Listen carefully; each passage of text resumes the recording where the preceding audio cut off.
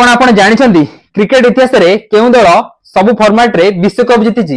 आपण जानिले आश्चर्य हेबे जे भारत हेउची एकमात्र देश जे क्रिकेट रो सब फॉर्मेट रे विश्वकप जीतिची।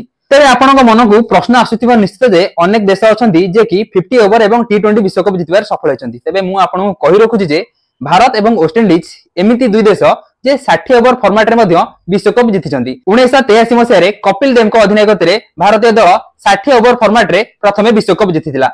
तापरे 2007 मसिया रे प्रथम थर पई महेंद्र सिंह धोनी को अधिनायकत्व रे भारतीय दल टी20 विश्वकप जीतिबारे सफल होइतिला। सेही परी 2011 मसिया रे मध्ये महेंद्र सिंह धोनी को अधिनायकत्व रे भारतीय दल 50 ओवर विशिष्ट विश्वकप जीतिबारे सफल होइची। तेबे इंडिया हेउची प्रथम देश जे 60 ओवर 50 ओवर और 20 ओवर फॉर्मेट रे विश्व विजेता हेइची। तेबे आपण मानक पई प्रश्न 1983 मसिया रे हेइतिबा विश्वकप फाइनल रे भारतीय दल पक्षरु केउ खेलाड़ी मैन ऑफ द मैच होइतिले? कमेंट बॉक्स रे निश्चित जणाइबे।